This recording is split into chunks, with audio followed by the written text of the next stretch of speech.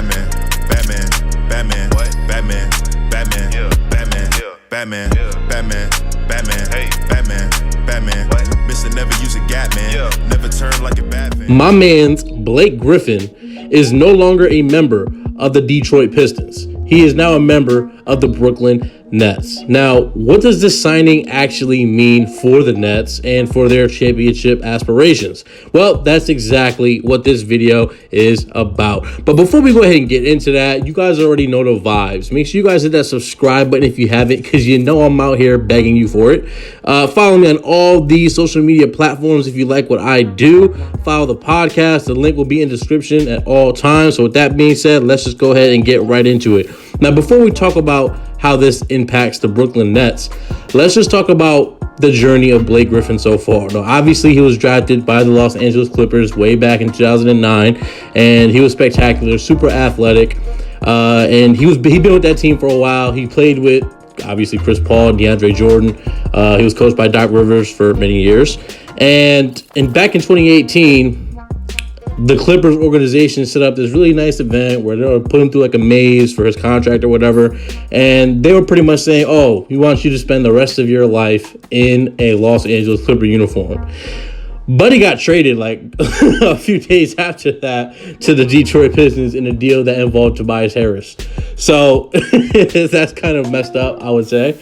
And he was a member of the Detroit Pistons since 2018. And he was a good player in Detroit. In fact, in the 2018-2019 NBA season, Blake Griffin made the All-Star team, and he was All-NBA third team. He averaged 25 points per game on like 46% shooting that season.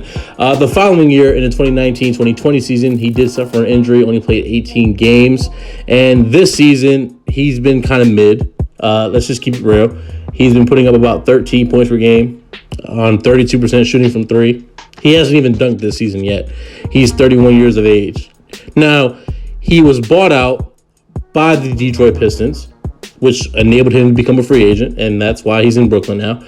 Now, what does this signing mean, and what does it actually do for the Nets? That is what the question is.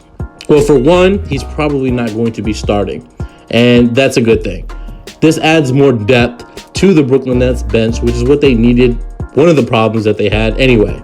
Now, with this signing, they still haven't addressed their main issue, which is rim protection and defense overall. Now, as of this video, the Brooklyn Nets sit 26th in defensive rating and 27th in points allowed per game. So, like I said, acquiring Blake Griffin isn't going to help their cause on the defensive end of the ball at all. And why is that? Come on now. Blake Griffin is just simply not a defender, and he never really was. He's not built like a defender. A defender typically is long, lengthy, long arms, and things of that nature. So that way they can block and bother shots.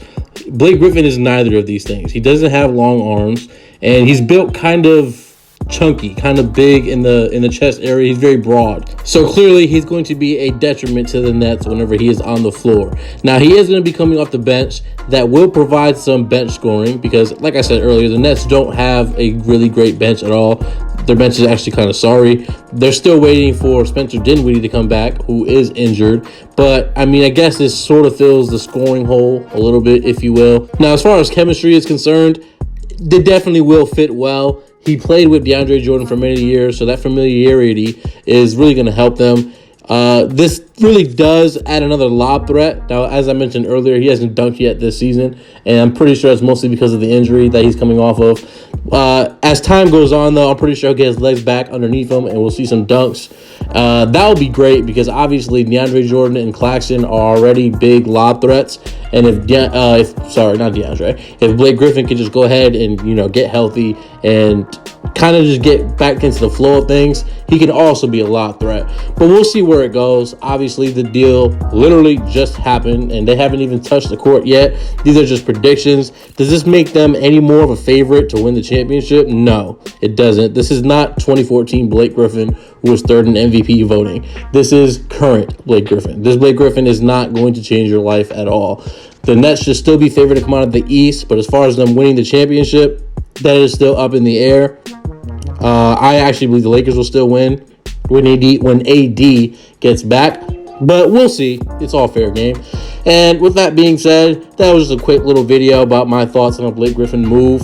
Hit that subscribe button if you haven't. Follow me on all these social media platforms. And remember, keep it real. I'm out, y'all. Peace.